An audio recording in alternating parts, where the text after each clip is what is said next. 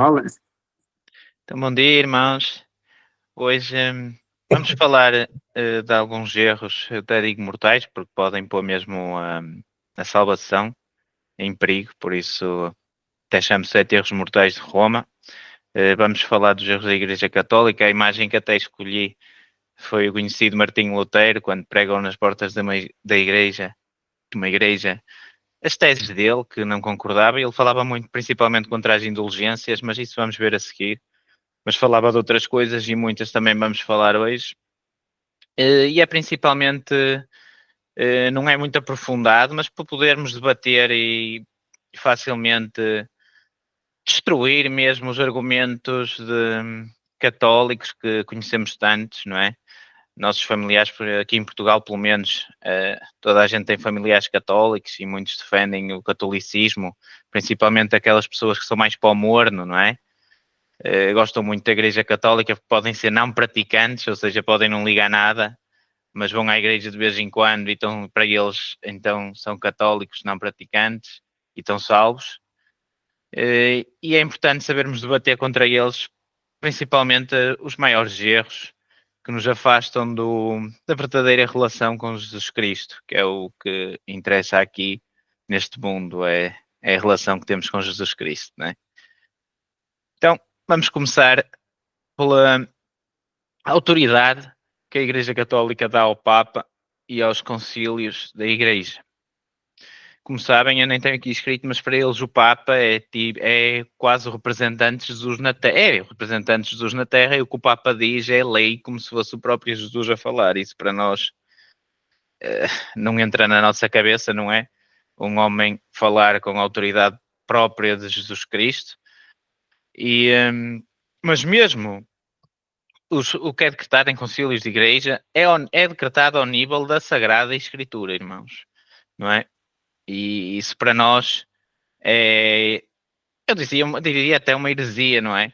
Porque para nós a Escritura é em primeiro lugar e ninguém aqui pode falar como se fosse Jesus Cristo na Terra, porque somos homens e Jesus Cristo é o nosso Deus. E o que ele nos escreve, o que nós sabemos, podemos nos guiar é pelo que está na Sagrada Escritura e para vermos o que é verdade e mentira, comparamos à própria Sagrada Escritura e não ao que homens dizem, porque como sabemos, homens são falhos, irmãos. E até passo aqui a passagem em 2 Pedro, não é? Em que Pedro diz, antes de mais nada, saibam que nenhuma profecia da Escritura provém de interpretação pessoal, pois jamais a profecia teve origem em vontade humana, mas homens falaram da parte de Deus impelidos pelo Espírito Santo. Então, irmãos, quando a Igreja Católica diz que só eles podem interpretar e só eles podem dizer o que quer dizer isto e o que não quer dizer, e hoje em dia até adicionam livros, não é? Já adicionaram vários livros à Bíblia. A Bíblia deles é diferente da nossa, a nossa são 66 livros, eles vão sempre atualizando com mais livros para poderem pôr as suas doutrinas.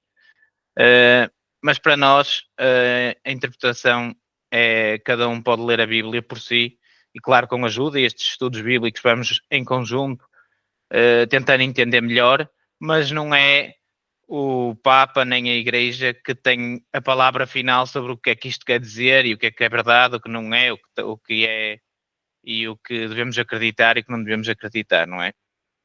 Isso depende em conjunto, estudarmos a Bíblia e percebemos o que o Espírito Santo nos quer transmitir. E o que é que isso faz, irmãos? Isso faz que muitos católicos, não é, nem sequer tentam, como nós hoje estamos a fazer um estudo bíblico, estamos a tentar entender o que é que a Bíblia nos quer passar e em conjunto chegar a uma melhor compreensão, e muitos católicos nem sequer se dão ao trabalho de estudar a Bíblia, de tentar perceber o que é que a Bíblia diz, porque deixam isso tudo ao encargo, não é? Dos padres e do que ouvem na missa e se eles dizem é amém e acabou, não é? E enquanto nós temos isto que, confiando nas escrituras e sabemos que é completamente inspirada, que nós podemos procurar nelas a verdade e procurar nelas o que é importante na nossa vida e estudar as escrituras é das coisas, não é, irmãos, que nós sabemos que nos dá muito prazer, e muitos católicos não têm esse tipo de procura porque acham que nem sequer podem, porque a igreja é que sabe e acabou, não é? E antigamente sabemos que até davam a igreja, era a Bíblia era tudo em latim, não era? Que era assim, as pessoas nem tinham, nem sequer ouviam o que queriam dizer e guiavam-se pelo que os padres diziam e estava feito, não é? Mas graças a Deus isso agora, ao menos, já não é assim. Depois temos outro erro, que para nós é uma coisa que também estamos habituados a debater, tenho a certeza, não é?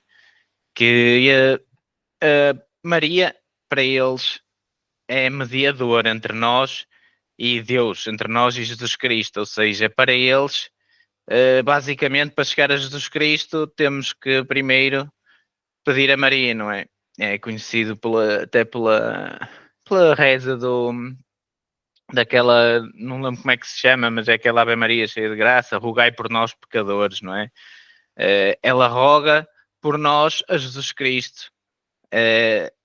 Isso é um grande erro, não é? Que a Escritura é clara que só existe um mediador, não é? Que é Jesus Cristo. Jesus Cristo assume esse papel entre mediador entre nós e Deus Pai e, e somente nele podemos pedir e rogar, não é a Maria, não é?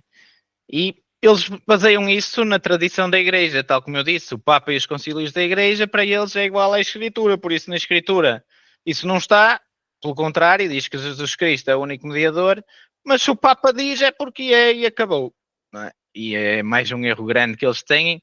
E o que é que isto faz, irmãos? Distancia-os da comunhão com Jesus. Porque nós temos um problema, ou nós queremos alguma coisa, ou nós até queremos estudar a Bíblia, que eles não fazem tanto como nós, e a quem buscamos? Buscamos a Jesus, e isso constrói uma relação entre nós e Jesus. Nós sabemos que tudo o que nos acontece, assim, e tudo o que pedimos, é Jesus. E eles não, eles têm uma relação com Maria, só que Maria está no céu com os outros salvos e não está a ouvir as nossas orações de certeza para ir pedir a Jesus. É Jesus quem ouve as nossas orações direto. Então eles estão-se a distanciar de Jesus por uma coisa que vale pouco, irmãos, que é já vi católicos ajoelhados perante a estátua de Maria, sempre que vão à igreja de certeza veem isso, e para além de abdicarem, não é, de uma relação com Jesus, ainda fazem, não é, uma idolatria, porque estar ali ajoelhada à estátua de uma mulher, que foi uma mulher que de certeza foi uma grande mulher e foi quem Deus escolheu para dar à luz Jesus Cristo, mas estão ali numa idolatria profunda e sabemos que isso traz tudo que é idolatria, não é, irmãos? E idolatria a estátuas, ainda por cima, nós sabemos que não é bom, não é? E não queremos isso para quem acredita no nosso Senhor. Depois também temos um debate que também todos temos, porque familiares até nos pedem para fazer o batismo logo dos bebés e nós temos que debater, não é, irmãos?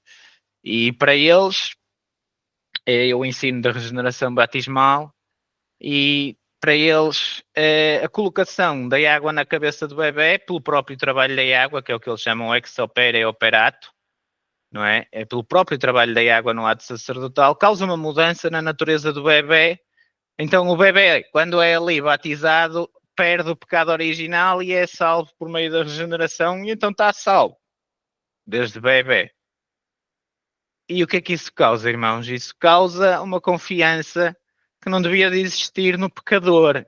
O pecador até se arrepender, tendo consciência do seu pecado e de se pôr à mercê de Jesus Cristo, confiando nele para regeneração, não é? Para perder a maldição e ser salvo. Muitos católicos acreditam que a partir do momento que a comunhão é feita, que a salvação está feita, que já não há a maldição do pecado original e isso traz até, para além de ser um ato, não é? Que a gente acha não vale nada, não é? A gente quando se batiza está perante Deus a confessar que pecou e que precisa dele para a salvação, e o bebê não tem noção dessas coisas, não é? Nem isso é uma coisa que nem valia a pena fazerem por nada, mas para além disso eles dizem mesmo que naquele ato a própria água está a mudar a natureza do bebê, do homem pecador, para quase estar o homem quase Adão, sem pecado, sem nada, entendem, irmãos? E isso é um grande erro. E para os pais e para os filhos que depois que se acreditarem nisso, podem nem buscar o arrependimento para salvação. E não é isso que lhes vai fazer estarem destinados ao céu, com certeza absoluta, mas só em idade adulta, arrependimento. E o batismo, ou depois, que era outro tema que podemos falar sobre o batismo em adulto, não é para aqui, mas batizar, se quiserem se batizar, é em adulto e não é pela operação da água, é uma, digamos, é uma confissão pública de arrependimento e de confiar em Jesus. Não é a própria água quando nos batizamos que muda lá nada em nós. A gente já está mudado ali. Estamos a fazer uma confissão pública perante várias testemunhas e perante os anjos. Realmente abdicamos da vida passada para uma vida nova de confiança em Jesus Cristo e luta contra o pecado. Porque mesmo ali, mesmo quando somos batizados, também não passamos, não perdemos logo a maldição, como todos sabemos, irmão, porque também já fui batizado em adulto e continuo a lutar contra os meus pecados. Tenho a certeza que ainda estou, ainda preciso da regeneração final quando Jesus voltar. E depois temos, como também já falei no início, as chamadas indulgências, não é? E eles dizem, isso era no passado, mas não é, porque o próprio Papa Francisco já ofereceu isso muito recentemente. E estas indulgências, então, para perceberem, envolvem certos tipos de peregrinações, a gente conhece, ir a pé a Fátima, ir de joelhos ali, ou até pagamentos especiais. Então, antigamente, irmãos, quando Martinho Lutero fez aquilo, era mesmo, faziam pagamentos para perdão dos pecados. E hoje em dia eles dizem, sim, o que é que um católico muitas vezes defende? Sim, o perdão, a gente pecado, a consequência eterna está resolvida. Mas há uma consequência temporal aqui que a gente tem que pagar dos pecados. A gente tem que pagar, ou é aqui ou no purgatório.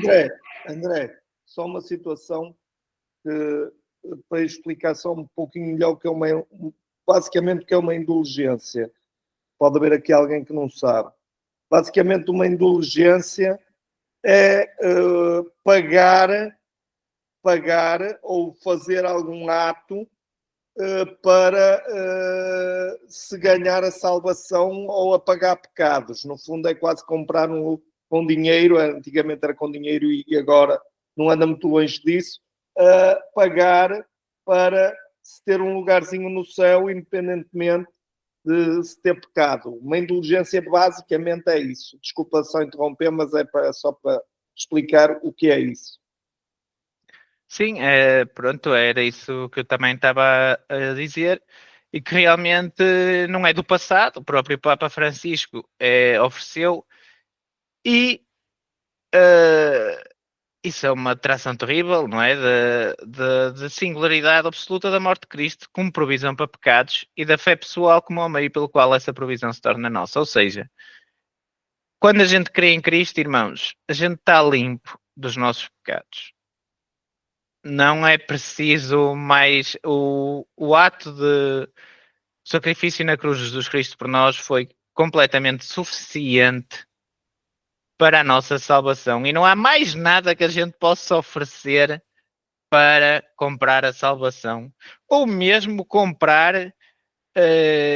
Muitos católicos defendem-se com isso, que não é um perdão da consequência eterna, mas da consequência temporal. Mas mesmo da temporal, as consequências que temos de pecados temporais, Jesus, às vezes, porque colhemos o que semeamos, não é? Mas já não tem nada a ver com salvação, não tem nada a ver com isso. E não há nada que a gente possa pagar a dinheiro a Deus, nem fazer sacrifícios a Deus. Está escrito na Escritura, Ele não quer sacrifícios, quer misericórdia. O Senhor quer que a gente se arrependa, quer que a gente mude de conduta e não quer que a gente continue a conduta e faça peregrinações ou pagamentos ou o que é que seja. Isso é um erro que ainda hoje em dia eles fazem muito e tentam se justificar, mas a verdade é que não há justificação. E é mais um grande erro. E é perigoso porque quando acreditam até no purgatório, assim, e vamos falar a seguir do purgatório, mas pronto, só pelas indulgências, quando acreditam nisto, pode-lhes dar uma certa confiança, não é? Ou não tanto desejo de largar os pecados. Porque imaginemos que a gente tem um pecado que é muito difícil para largar, mas a gente quer lutar contra ele para agradar a Deus, para deixar os grilhões que ainda temos do passado e que temos ainda de pecado, que nem sabemos que todos os pecados têm consequências. Mas eles se calhar pensarem, mas eu depois vou a pé a Fátima, ou depois vou fazer uma doação, uma grande doação ali à igreja, e então eu deixo-me ter este pecadinho que eu pago isto, e eu pago isto depois com sacrifício ou com indulgência. Isso não é o que Deus quer, irmãos. Deus quer é que a gente deixe o pecado, por mais que custe, mas o que custe não é em pagamento de dinheiro, nem em sacrifício, é o que custe em deixar o pecado. Deus quer é que a gente deixe o pecado. Agora, isso tentar oferecer sacrifícios e dinheiro para poder pecar, isso não, irmãos. Depois, temos confusão também sobre a doutrina de justificação.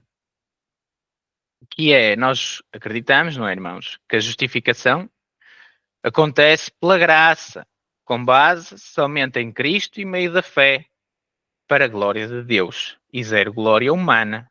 Acreditamos que somos justificados perante Deus por causa do trabalho de Jesus Cristo. Ponto final.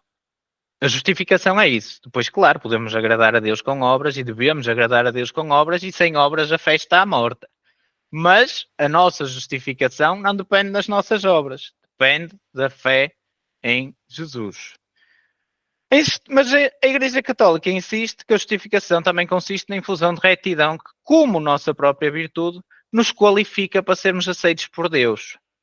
Ou seja, as obras para eles também fazem parte da salvação, irmãos. Para nós, as obras são um fruto da fé. Para eles, a nossa virtude, as nossas obras também contam para a justificação. E sem elas podemos não ser aceitos por Deus, para eles. Para nós, as obras são o fruto e são uma prova de que realmente estamos justificados. O que são coisas parecidas, mas são muito diferentes, porque não há glória humana na justificação, na salvação. Não há glória humana, é glória 100% de Deus. Para eles, quase que eles não podem não dizer isto de caras, mas há glória humana, porque se não tivermos virtude em nós e se não formos bons, não estamos salvos. Para nós, a partir do momento que a gente crê em Jesus Cristo e se arrepende, irmãos, Deus é por nós. É a nossa crença.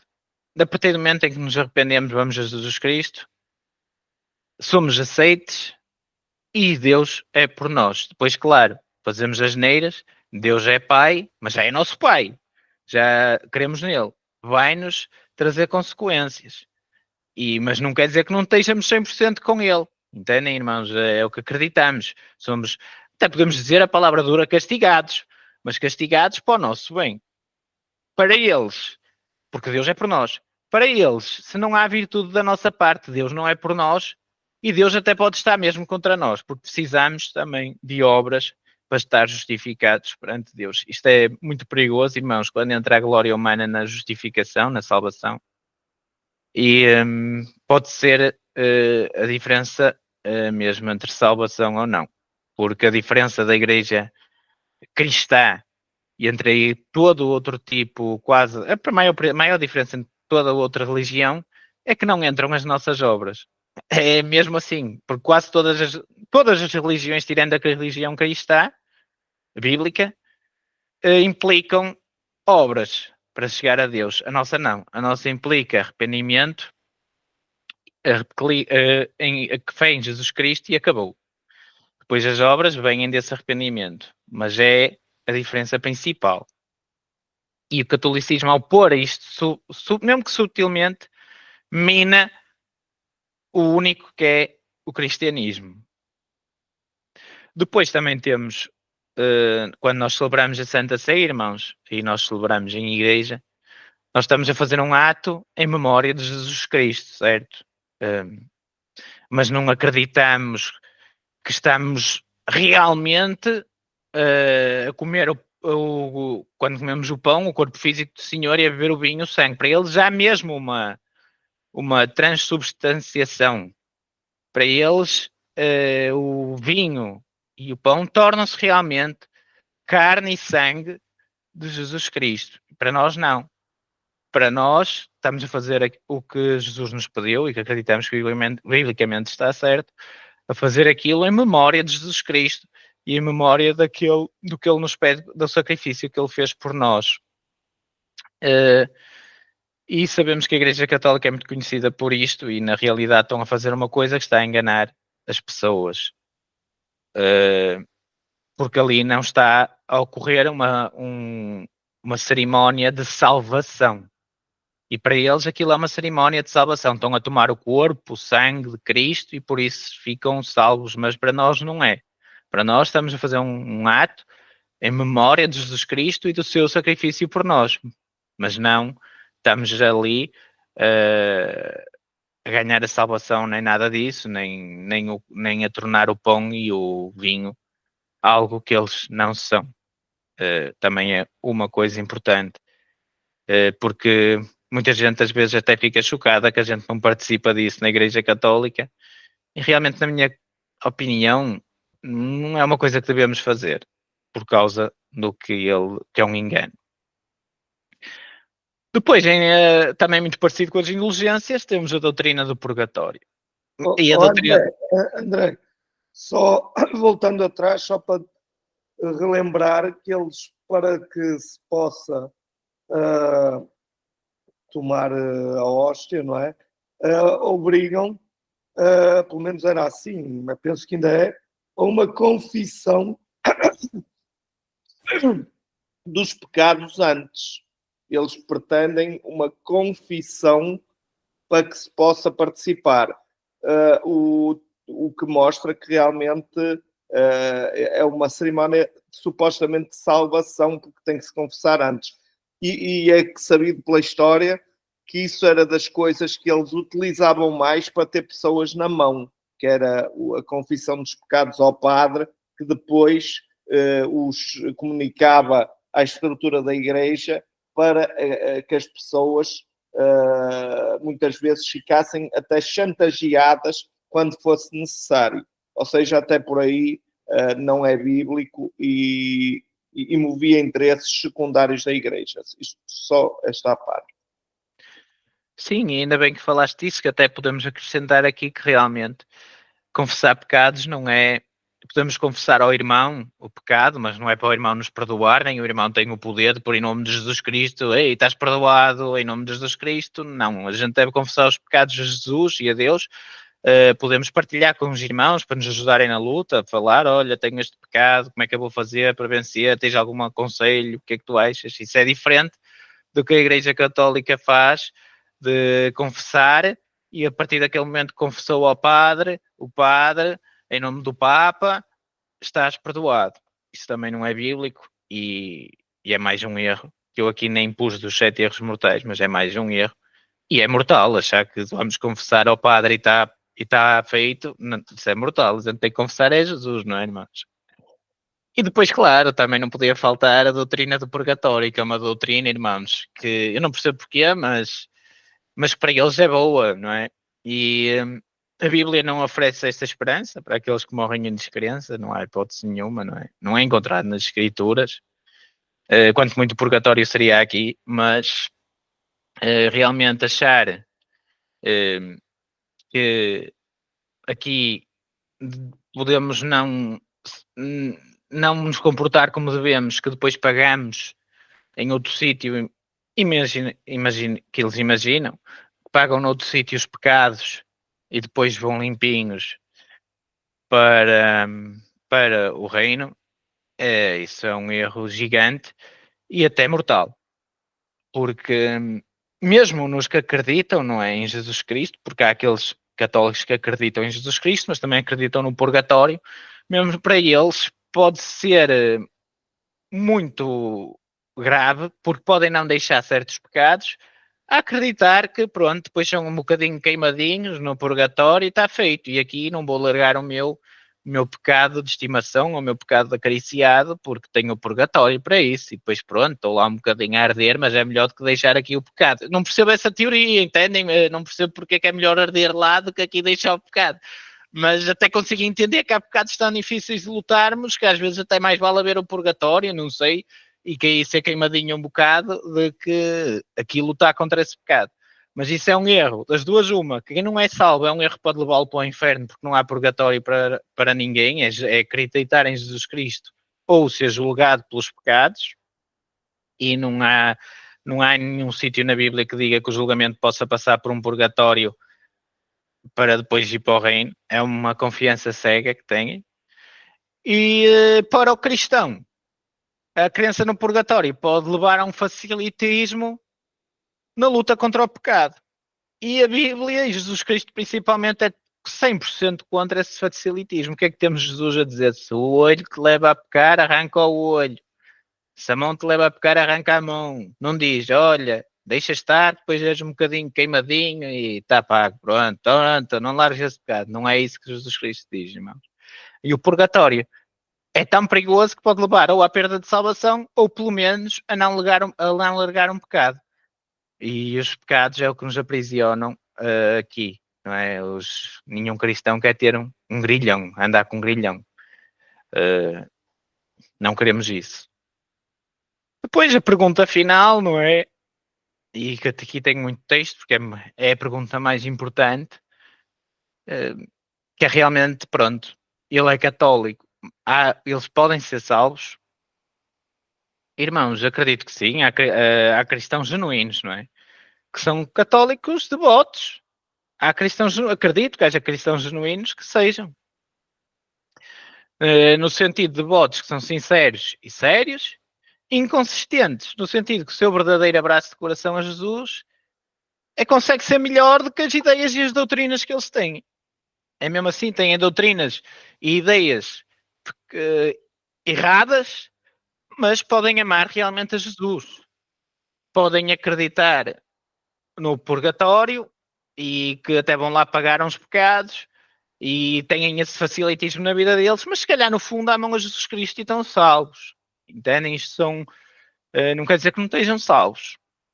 A verdade, aqui tem escrito, não é? Se uma pessoa tem um encontro genuíno com Cristo, reconhece o seu pecado, irmão, conhece a profundidade do seu pecado e a desesperança deste mundo não há salvação sem Cristo, e vê Jesus como o substituto, providenciado por Deus para suportar a punição e fornecer tudo o que precisamos, 100% para ser aceitos por Deus, 0% o homem, 100% esse sacrifício de Jesus, e lança-se na misericórdia de Cristo, esvaziando-se toda a autoconfiança.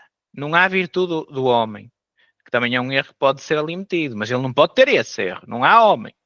Esvaziando-se toda a autoconfiança, estimando Cristo como o seu tesouro supremo, esperança para a vida eterna, essa pessoa será salva.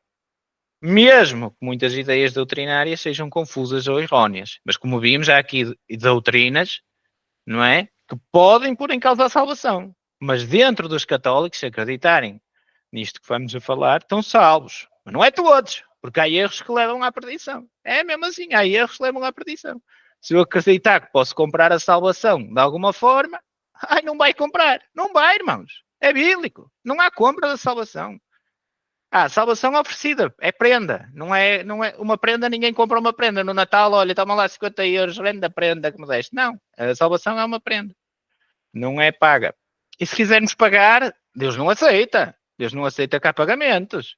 Não aceita, irmão. Em outras palavras, é possível que o coração de uma pessoa e a sua compreensão essencial de Cristo sejam muito melhores do que a sua doutrina.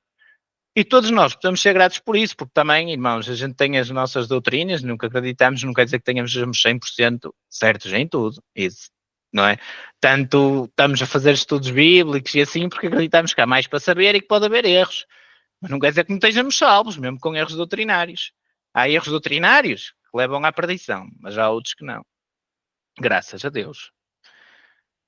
E para terminar, o que já estamos fartos de falar, ainda assim não deixam de ser perigosos estes erros doutrinários e devem ser combatidos e, como está escrito, tornados reféns à verdade de Jesus Cristo.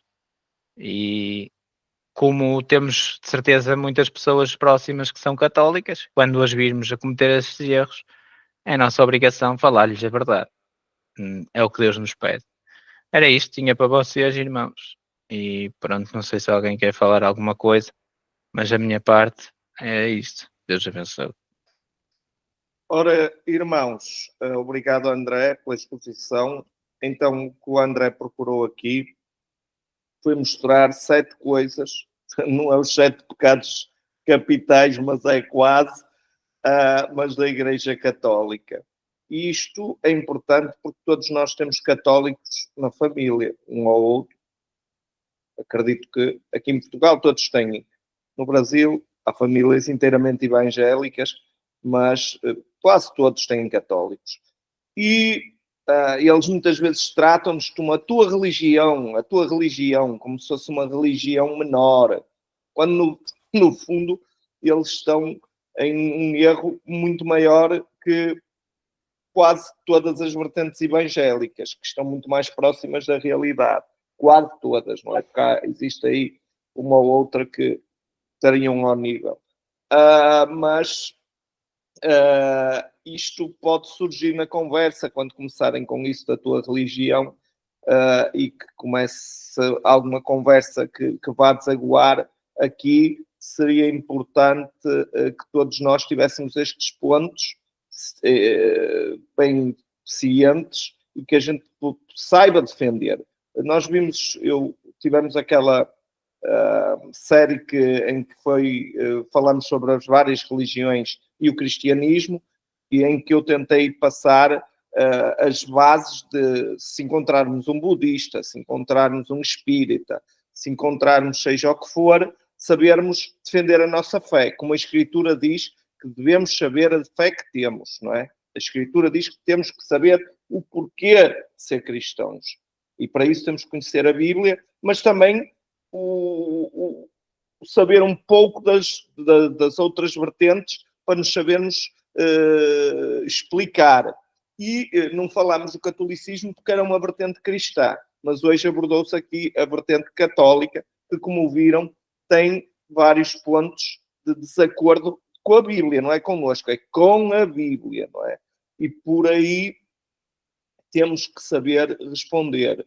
Como disse o André também muito bem, ao longo da história, muitos católicos, Jesus deve ter salvo, não somos ninguém para decretar quem é salvo e quem não é, mas acreditamos que sim, porque Jesus utilizou o catolicismo para levar o cristianismo ao mundo, e o próprio protestantismo, com Lutero, nasce da igreja que era católica, não é? O cristianismo não surge com a igreja católica, o cristianismo é anterior, surge com Jesus, com os discípulos e com a igreja primitiva. Isso é o verdadeiro cristianismo. Mas o catolicismo surge a seguir, já falámos sobre isso, como uma doutrina de controle do verdadeiro cristianismo, digamos assim, mas que foi quase um objetivo satânico de, se não nos podemos ganhar, juntarmos-nos a eles e tentamos distorcer as coisas ao longo do tempo, mas a verdade é que isso também foi do interesse de Deus, porque permitiu com isso que Deus levasse o Evangelho a todo o mundo, e depois Deus dá a machadada final quando surge o protestantismo, não é? E a partir daí realmente voltamos ao quase cristianismo primitivo. Eu digo quase, porque o cristianismo primitivo vai voltar no fim, quando o anticristo decretar a perseguição aos cristãos. E aí sim voltaremos ao cristianismo primitivo, não institucionalizado, que ainda hoje temos, mas que está mais próximo realmente, biblicamente, do cristianismo primitivo que o catolicismo. Aliás, para terminarmos, eu gostava, aproveitando isto, queria até aqui apresentar vou apresentar aqui uma matéria que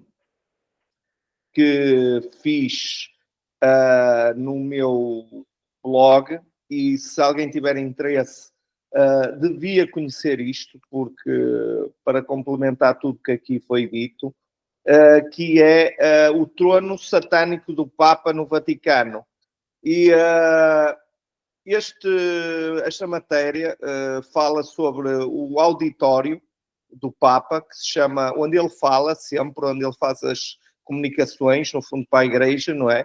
Isto é no Vaticano, e chama-se Paulo VI Audience Hall, então é lá que fazem as apresentações.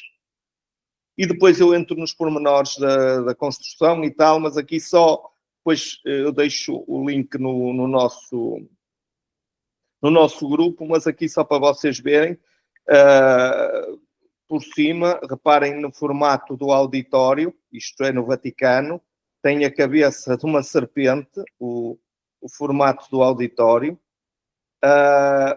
Lá por dentro, como podem ver, também podemos ver a serpente, até temos aqui os dentes da serpente, onde está o trono, está aqui, o que é interessante, porque o Papa, que se senta exatamente aqui no meio, o que nós vemos aqui é que o Papa é a voz da serpente. A voz da serpente é falada pelo Papa, não é? Então, não é de admirar porque é que há tantas heresias na Igreja Católica, que no fundo eles tentam, se não conseguem impedir o cristianismo, eles podem transformar o cristianismo, de certa forma, à maneira deles, de forma a afastar pessoas de Cristo. Não afastam todos, mas, como disse o André, muitos poderão ser salvos, mas muitos vão cair devido às doutrinas que eles dão, que a boca da serpente dá. Quem não for genuinamente fiel a Jesus Cristo, acaba por cair na doutrina da serpente, como podemos ver aí, isto é por dentro, onde está o trono, isto é nitidamente uma serpente, não é? Aqui está mais uma figura, não é? A boca da serpente é o Papa. Por trás temos aqui uma estátua também terrível, em que eles dizem que é Jesus Cristo emergindo do caos, mas sabemos que é sim uma imagem satânica. Isto é totalmente satânico, não é? Como podem ver. É algo horrível, não é? Que até conseguimos, por transposição, ver a cabeça do dragão, não é? E eu aconselho a quem quiser saber mais sobre o que se esconde o Vaticano, a ler esta matéria, porque é sem dúvida bastante esclarecedora sobre a boca da serpente. Então, para nós que somos cristãos protestantes, no fundo, digamos assim, esta é uma importante, estes 7 tópicos são importantes porque nós temos que saber defender, por exemplo, porque é que não batizo. Eu tive agora um filho, não é? Recém-nascido, e porquê é que eu não o vou batizar? Isto pode ser escandaloso para alguns familiares que acreditam que o batismo é feito em crianças bebés. Mas nós temos que saber dizer-lhes, olha, na Bíblia há algum bebé batizado? Ou o batismo era o João Batista que fazia adultos? Quando é que se batizam? É em criança ou em adultos na Bíblia? E eles com certeza vão ter que admitir, se conhecerem a Bíblia, e que muitas vezes, como também disse o André, não conhecem, mas se conhecerem, ou se não conhecerem, nós dizemos vai ver. E aí acabou a conversa. Se não conhecer, ou se conhecerem, vão ter que nos dar razão. Então, isto é uma das coisas que nós temos que saber defender, porque são eles que nos escandalizam a nós a batizar os filhos em bebés e não nós que os devemos escandalizar a eles. A doutrina do purgatório, por exemplo, temos só que lhes perguntar onde é que na Bíblia está o purgatório, onde é que está, como disse também o André, quanto muito o purgatório seria aqui, não é? Porque é aqui que realmente, muitas vezes, se paga realmente pecados, por a gente colhe o que semeia, não é? E e pode colher, não é? E morre, e tem a morte, e o sofrimento e a dor. Ou seja, tudo o que eles pintam como sendo purgatório, no fundo, onde se pode enquadrar é no planeta Terra. Não há outro purgatório, nem a Bíblia apresenta outro purgatório. Existe a questão da Maria como intermediadora, bendita é entre as mulheres, sim, é bendita, mas nada mais que isso. Mas nada mais que isso. Não é a mediadora entre Deus e os homens. É Jesus Cristo que pagou os pecados e é Ele o mediador, não é a Virgem Maria. E, quando, ainda pior, a questão do ajoelhar a estátuas, não é? Ou, depois a questão das indulgências, o ir a pé aqui ou a Fátima, aqui usa-se muito, vamos a Fátima a pé, vamos não sei o quê, como se estivessem a pagar pecados, mas a Bíblia é clara, misericórdia quero e não sacrifícios. Deus não quer sacrifícios. Deus não lhe agrada, nem é isso que vai salvar ninguém. Por isso, se existirem católicos religiosos que não têm uma relação, nem conhecem a Bíblia, nem Jesus Cristo, mas acham que vão a pé a Fátima e está tudo bem, e esses não vão ser salvos, irmãos. E esses não vão ser salvos. Então, tudo isto é importante, tudo isto é algo que temos que ter em conta, em linha de conta, porque assim como se nos aparecer um familiar espírita no Brasil, e que nós temos que dizer o porquê de ser melhor não consultar espíritos, vimos isto no nosso estudo, se nos aparecer um católico, também pode tirar da mentira, não é? Pode tirar da mentira, também temos que saber o porquê de ser, no fundo, protestantes, não é? Protestantes. E porque protestamos contra a Igreja Católica e contra as doutrinas católicas. E espero que tenham gostado. Eu gostei, acho que foi importante trazer isto. André, foi no fundo um complementar dos nossos estudos sobre as religiões, que sempre aparece, já me apareceu de tudo, quase tudo, enquanto a minha vida de pregador do Evangelho, e temos sempre que saber minimamente dos outros e o porquê da nossa fé. E agradeço a todos terem estado connosco e pedia agora a Jimmy que interrompesse a gravação, e se houver alguém que tenha alguma dúvida ou